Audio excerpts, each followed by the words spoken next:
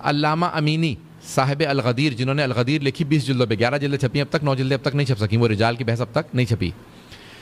تو انہوں نے 20 جلدوں پہ الغدیر لکھی واقعہ غدیر کو ثابت کرنے کے لیے، اور ایک بھی روایت شیعہ کتاب سے نہیں لی۔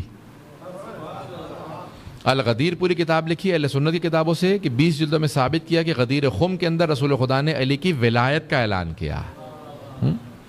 ان کا ایک پاؤں لنگڑا کے چلتے تھے، پاؤں خراب تھے، وہ خود کہتے ہیں کہ میں حرم امیر المومنین میں نجف میں رہتے تھے، بچپنے میں نجف چلے گئے تھے، پوری زندگی نجف رہے تھے، الغدیر لکھ رہے تھے، مجتہد بنے تھے، پوری زندگی گلا دی تھی حرم میں خدمت کرتے ہوئے، نماز وہیں پڑھاتے تھے، الغدیر لکھ رہے تھے۔ وہ کہتے ہیں کہ شب جمعہ میں حرم میں زیارت پڑھ رہا تھا، جناب امیر کی زیارت پڑھی، اس کے بعد زیارت وارثہ، شب جمعہ میں مستحب ہے امام حسین کی زیارت، کہا میں نے جناب امام حسین علیہ السلام کی زیارت پڑھی، 2 رکعت نماز پڑھ کے میں گھر جانے والا تھا، اچانک دیکھا کہ ایک آدمی جو اپاہج تھا وہ بھی اسی طرح سے لنگڑاتا ہوا آیا، زری پہ ہاتھ رکھا، ایک بدو عرب، اس نے کہا یا علی کل صبح تک میرا پاؤں ٹھیک ہو جائے نہیں تو میں آپ کو مارنا چھوڑ دوں گا۔ علامہ امینی کہتے ہیں میں گھر جا رہا تھا، رک گیا دیکھنے کے لیے کہ کیا ہوتا ہے۔ آپ کہنے لگے کہ جس طرح سے اس نے مانگا ایسا جیسے کوئی قرضہ دے کے گیا وہ ادھار واپس مانگ رہا ہو، میرے پیسے واپس کرو۔ میں نے دیکھا کہ اس میں کوئی ادب نہیں، مانگنے کا کوئی سلیقہ نہیں،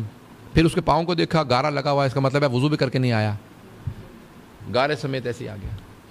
پوری رات اس کو دیکھتا رہا، قرآن پڑھتا رہا، دعا پڑھتا رہا، لیکن دیکھتا رہا یہ کیا کر رہا ہے، پوری رات کبھی سو رہا ہے، کبھی ادھر اس کو دیکھ لیا اس کو دیکھ لیا، نہ کوئی دعا پڑھی، نہ کوئی زیارت، نہ قرآن، کچھ نہیں، پوری رات اس کو دیکھتا رہا۔ پھر اس نے جیسی اذان ہوئی فجر کی، اس نے نماز وغیرہ کی کوئی تیاری نہیں کی، فوراً چل کے دیکھا میرا پاؤں ٹھیک ہوا یا نہیں ٹھیک ہوا، کہ دیکھا تو اس کا پاؤں ٹھیک ہو گیا، اور کوئی خوش بھی نہیں ہوا، زری پہ ہاتھ رکھا، یا علی شکریہ میرا پاؤں ٹھیک ہو گیا میں جا رہا ہوں خدا حافظ۔ اس کا تو پاؤں ٹھیک ہو گیا، میرا دل ٹوٹ گیا، میں 35 سال سے نجف میں خدمت کر رہا ہوں، آج تک میرا پاؤں ٹھیک نہیں ہوا۔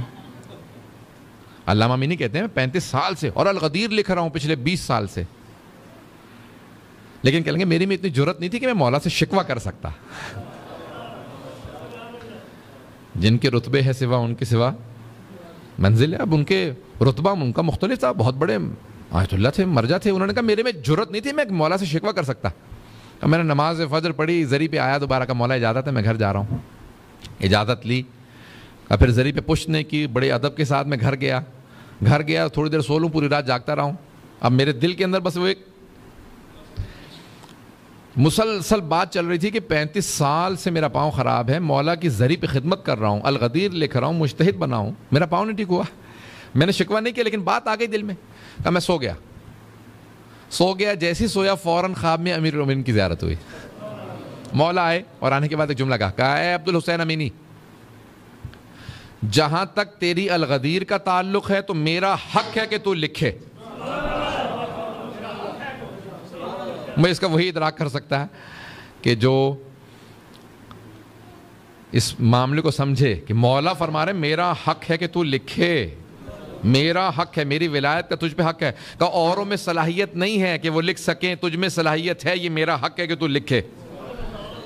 میرا حق ہے کہ تو الغدیر لکھ۔ نمبر 2، جہاں تک تیرے اجتہاد کا تعلق ہے آخرت میں بہت بدل ہے، اور الغدیر کے بھی بدلے میں تجھے میں آخرت میں جو کچھ ملے گا دنیا میں تو سمجھ ہی نہیں سکتا، لیکن جہاں تک تیرے پاؤں کا تعلق ہے تو جانتا ہی نہیں ہے کہ اس بیماری کا آخرت میں بدل کیا ہے۔ اگر میں تیرا پاؤں ٹھیک کر دوں، اور میں طاقت رکھتا ہوں، ولایت رکھتا ہوں، میں ولایت رکھتا ہوں تیرا پاؤں ٹھیک کر دوں،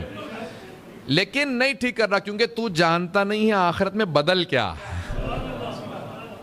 اور سن، اگر تم مجھ سے یہ بھی کہہ دینا یا علی میں ماننا چھوڑ دوں گا، میرا پاؤں ٹھیک کر دیں، تب بھی تیرا پاؤں ٹھیک نہیں کروں گا۔ نہیں، توجہ سے سنیے گا،